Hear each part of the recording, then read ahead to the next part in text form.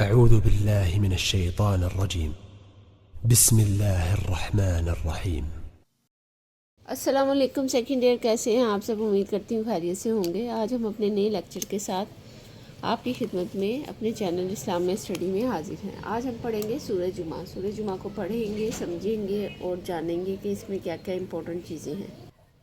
تو پڑھتے ہیں اپنے لیکچر کی طرف۔ سب سے پہلے تعارف لکھیں ہمیشہ کی طرح، ایک مختصر سوال۔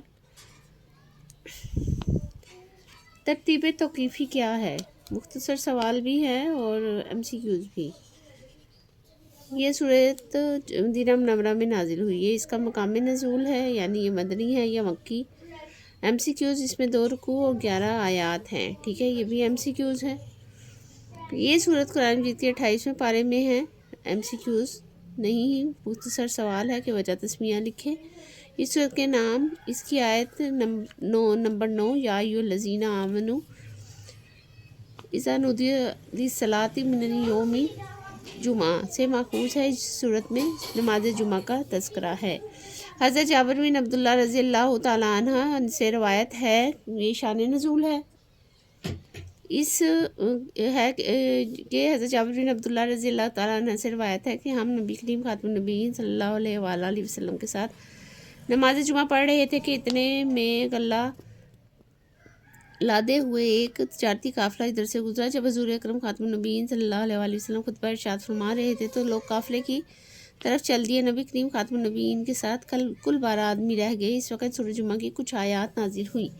مرکزی موضوع آگے ہے سورہ جمعہ کا مرکزی موضوع نبی کریم خاتم النبیین صلی اللہ علیہ وآلہ وسلم کی بعثت کا مقام، مقاصد کا بیان، یہودیوں کے رویے کی مذمت، امت مسلمہ کے عظیم اجتماع جمعۃ المبارک سے متعلق احکام ہیں۔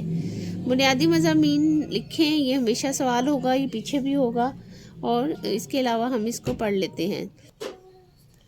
سورہ جمعہ کے آغاز میں اللہ تعالیٰ کی تسبیح، نبی کریم خاتم النبیین صلی اللہ علیہ وسلم کے عظمت و شان کا تذکرہ ہے۔ آپ خاتم النبیین صلی اللہ علیہ وآلہ وسلم 3 ذمہ داریاں، تلاوت آیات، تزکیہ نفس اور کتاب حکمت کی تعلیم دینا بیان کی گئی ہیں۔ اللہ تعالیٰ کی تسبیح کا بیان، یہ اس کی ہیڈنگ ہوگی۔ اہل کتاب کو ایک مثال کے ذریعے نصیحت کی گئی کہ ہجرت مدینہ کے بعد وہ اہل کتاب جو وحی الہی سے آشنا تھے، ان کو نبی کریم خاتم النبیین صلی اللہ علیہ وآلہ وسلم کی دعوت اسلام میں دست و بازو بننا چاہیے تھا، لیکن معاون بننے کی بجائے وہ دشمن بن بیٹھے۔ انہوں نے اس سے کوئی فائدہ اور ہدایت حاصل نہ کی۔ اہل کتاب خصوصاً یہودیوں کو ایک غلط موقف کی تردید کی گئی۔ وہ خود کو اللہ تعالیٰ کا محبوب سمجھتے تھے اور ان کے اس دعوے کو رد کرنے کے لیے کہا گیا کہ زندگی کی چاہت کی وجہ سے موت سے کیوں ڈرتے ہو؟ اہل کتاب کی ایک غلط موقف ترجیل ہے۔ سورہ جمعہ میں یہ اوپر والے کا ہے، ٹھیک ہے۔ آگے ہے سورہ جمعہ میں جمعہ کی نماز کی اہمیت بیان کی گئی ہے۔ جمعہ کے لیے جب اذان دی جائے تو جلدی سے نماز کے لیے جانے تمام تجارتی امور کو چھوڑ دینے اور خطبہ توجہ سے سننے کا حکم دیا گیا ہے۔ جمعہ کی نماز کے بعد اللہ تعالیٰ کا فضل تلاش کرنے کی ترغیب دی گئی ہے، ٹھیک ہے۔ نماز جمعہ کے متعلق احکام و آداب یہ آپ نے لکھنے ہیں، اور آپ کی عظمت کا ذکر ہے اور آپ کی ذمہ داریاں کدھر ہیں، یہ ہیں آپ کی ذمہ داریاں اور آپ کی عظمت کا ذکر۔ آگے ہمارے پاس جو ہے وہ اس کا ایکسرسائز ہے، چھوٹی سی یہ لیسن ہے آج کا۔ ایکسرسائز میں ہم پڑھیں گے، درست جواب کا انتخاب کریں۔ سورہ جمعہ میں حضور نبی کریم خاتم النبیین صلی اللہ علیہ وآلہ وسلم کی ذمہ داری بیان ہوئی ہیں۔ 2، 3، 4 یا 5 3 ذمہ داریاں بیان ہوئی ہیں، ابھی ہم نے پڑھا ہے۔ سورہ جمعہ میں رویہ بیان کیا گیا ہے یہودیوں کا، مجوسیوں کا، مسیحوں کا یا مشرکین مکہ کا؟ یہودیوں کا۔ سورہ جمعہ قرآن مجید کی سورت ہے 28ویں، 49ویں، 59ویں یا 62ویں۔ سورہ جمعہ میں رکوع ہیں 2۔ سورہ جمعہ میں آیات ہیں 11۔ مختصر جواب دیں، سورہ جمعہ کا شان نزول بیان کریں۔ شان نزول میں نے آپ کو بتا دیا تھا، وہاں ہیڈنگ بھی لکھی ہے، یہ دیکھیں، یہ شان نزول ہے اس کا، اور آپ یہاں سے لے کر یہاں تک اس کا شان نزول لکھیں گے، ٹھیک ہے۔ یہ اس کا پہلے آنسر کا آنسر ہے۔ آگے ہے ہمارے پاس سورہ جمعہ کا مرکزی موضوع بیان کریں۔ مرکزی موضوع 1 لائن کا ہے، یہاں سے یہاں تک یہ آپ لکھیں گے۔ اس کے بعد ہے سورہ جمعہ میں نبی کریم خاتم النبیین صلی اللہ علیہ وآلہ وسلم کی کون سی ذمہ داریاں بیان ہوئی ہیں، یہاں سے ہے، یہاں تلاوت تزکیہ نفس، اور یہاں تک کتاب و حکمت کی تعلیم دینا۔ صرف یہ 3 چیزیں آپ لکھ لیں، چاہے کویسچن کے آگے ہی لکھ لیں۔ सूरह जुमा के आगाज़ में किसका जिक्र किया गया है, किसका तज़किरा किया गया है? सूरह जुमा के आगाज़ में क्वेश्चन नंबर 4 है, यहाँ पर है ये, यहाँ से आगाज़ में अल्लाह की तस्बीह यहाँ से लेकर यहाँ तक, ठीक है, ये मैंने लिखा हुआ भी है, ये आप देख लीजिएगा। आगे हमारे पास है सूरह जुमा में किसकी अहमियत बयान की गई है? क्वेश्चन नंबर 5 है।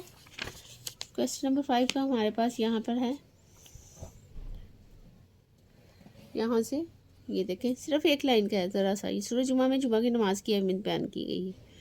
बस यहाँ से यहाँ तक आप इस क्वेश्चन नंबर 5 का लिखेंगे। आगे हमारे पास लॉन्ग क्वेश्चन है, तफसीली सवाल जवाब दें। सूरह जुमा के तारुफ और बुनियादी मज़ामीन लिखें।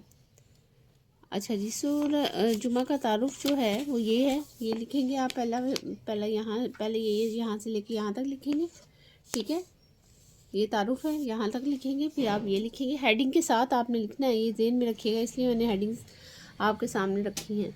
फिर आप यहाँ से लेकर यहाँ तक लिखेंगे, बहुत मुख्तसर है और बहुत जामिया है, ये आप लिखेंगे। इस तरह से मेरे ख्याल से आज का जो हमारा लेक्चर था वो कंप्लीट हुआ। हमने इसमें पढ़ा, समझा और जाना कि हमें नमाज जुमा के बारे में क्या हदायत दी गई हैं और क्या अहकामात बयान किए गए हैं। उम्मीद करती हूँ कि आज जो भी पढ़ा, इसकी जो भी हेडिंग लिखी गई हैं आपको सारी समझ में आई होंगी। आप अपने दोस्तों के साथ इसे शेयर करें जिनके पास इसके नोट्स नहीं हैं। हमेशा की तरह इसे लाइक करें और सब्सक्राइब करें और बेल आइकन को प्रेस कर दें ताकि हर नई आने वाली वीडियो से आप बाखबर रह सकें। अपना बहुत सारा ख्याल रखें, इसको अच्छे से याद करें और इसकी हेडिंग्स को भी। मिलते हैं नेक्स्ट सूरत के साथ ताकि आपको उसको भी समझा सके। उम्मीद करती हूँ आज का लेक्चर आपको समझ में आया होगा और पसंद आया होगा। पसंद आया है तो लाइक ज़रूर कीजिएगा, वो उसी के इशारे से मुझे पता चलता है कि आपको आज का लेक्चर समझ में आया है। अपना बहुत सारा ख्याल रखिए। नेक्स्ट वीडियो में नेक्स्ट लेक्चर के साथ आपसे दोबारा हमारे यूट्यूब चैनल इस्लामिक स्टडी में मुलाकात होती है। तब तक के लिए अल्लाह हाफिज़।